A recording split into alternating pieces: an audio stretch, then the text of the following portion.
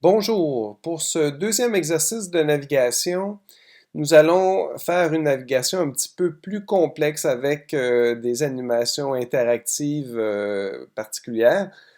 Donc, pour débuter, on va analyser un peu la composante des pages. On va débuter avec la page départ. Alors, la page départ comporte des blocs images dans lesquels on a un concept de masque. Alors, j'ai le masque ici et j'ai l'image à l'intérieur. Donc, l'image, si je prends, mettons, Londres et je sélectionne l'image, vous voyez que l'image est très grande et je peux déplacer cette image-là pour voir la portion qui me convient dans le masque.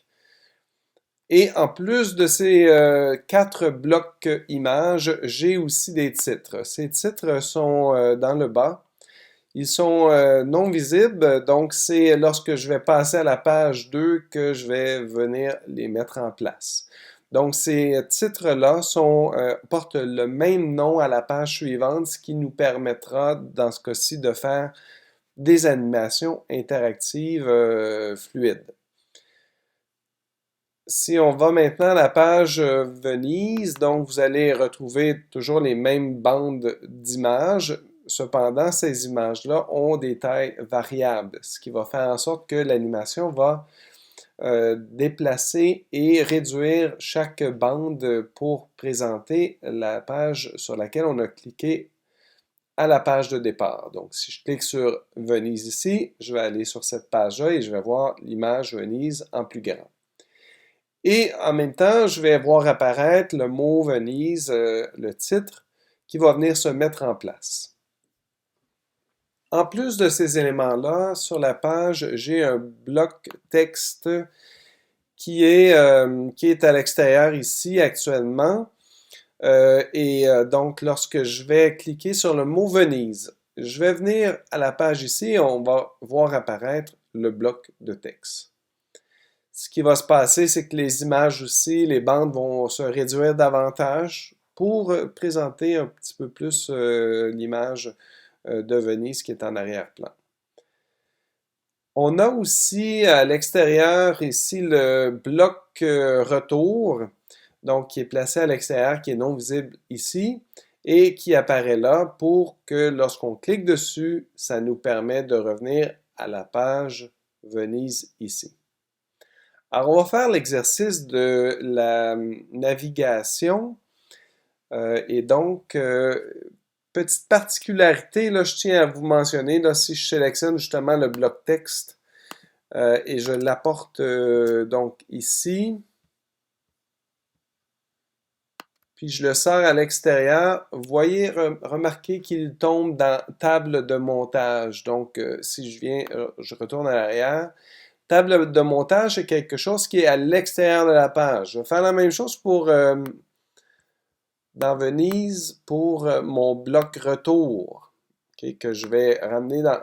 Oups, excusez, j'ai manqué mon coup. Donc, je l'amène dans la page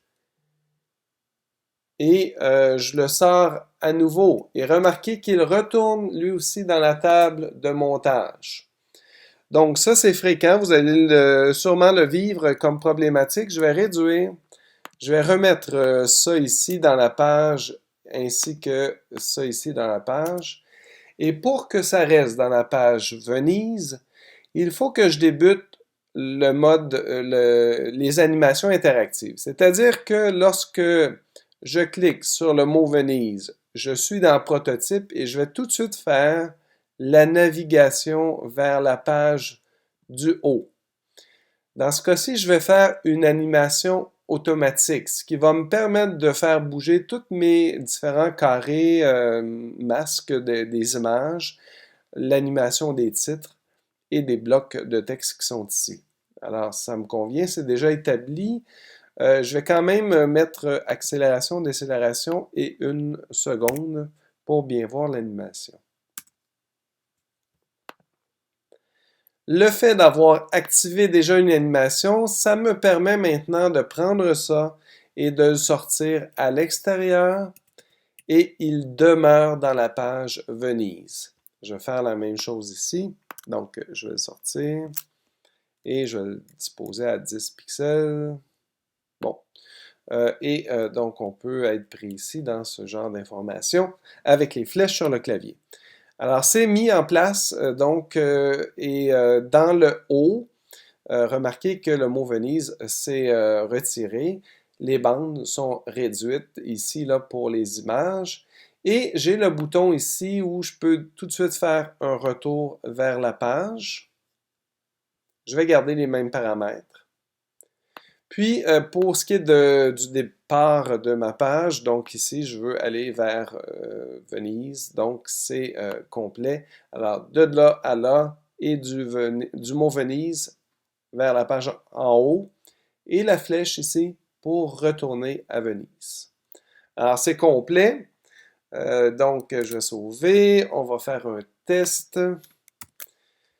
Alors, ici, vous avez la main. Donc, je clique ici et j'ai l'animation. Si je vais sur le mot Venise, je clique ici et j'obtiens l'information du texte. Les bandes se sont réduites. Je clique ici et je retourne à Venise. Alors, ça complète l'animation.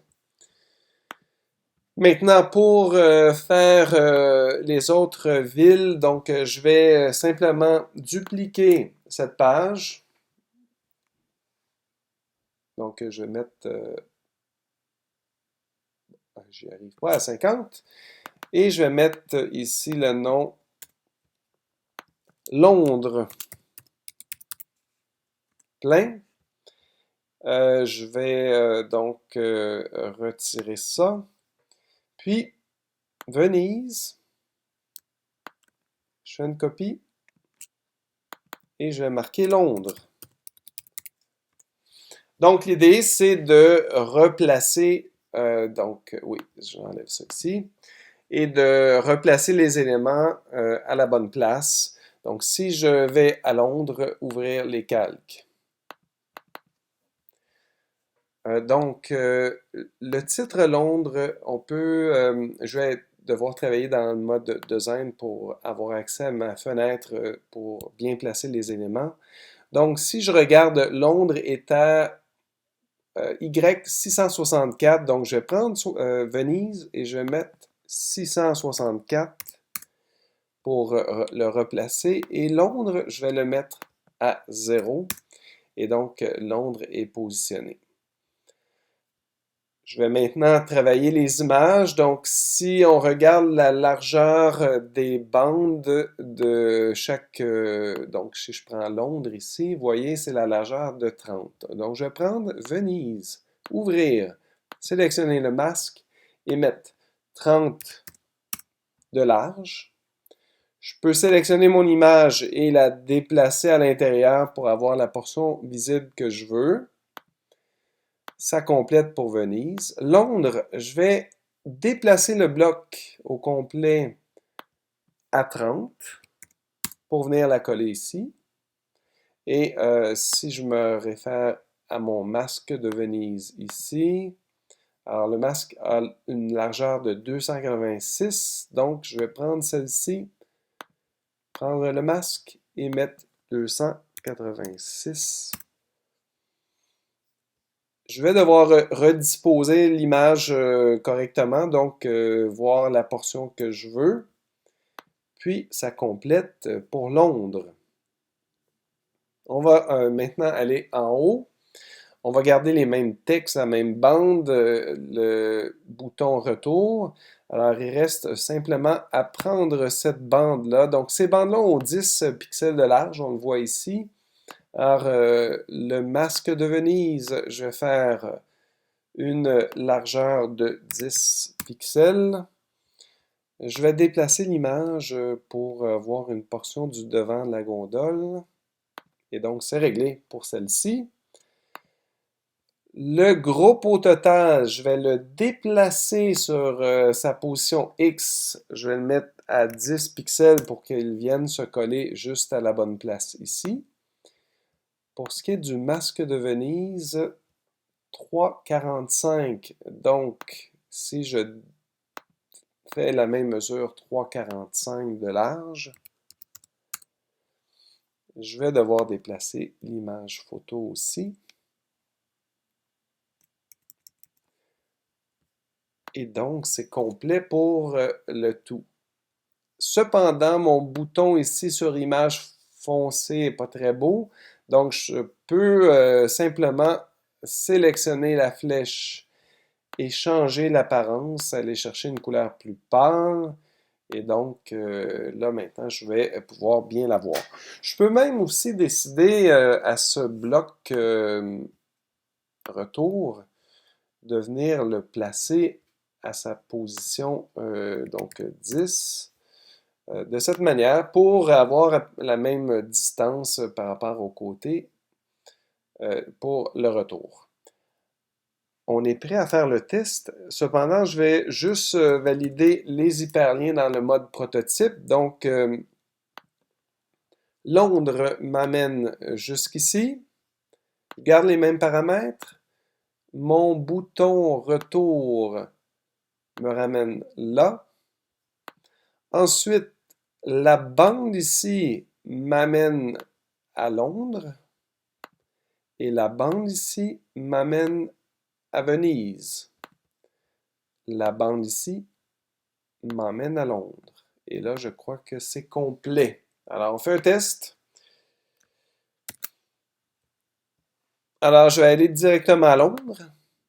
Ça fonctionne. Je clique sur Londres, je m'en vais en haut. Je reviens ici. Je clique sur Venise. Je m'en vais sur les infos de Venise. Je retourne en bas. Je clique ici et je m'en vais à Londres. Donc, on a fait l'ensemble de la séquence. Alors, ça complète l'exercice. Donc, à vous de créer des animations créatives et intuitives. Bonne poursuite.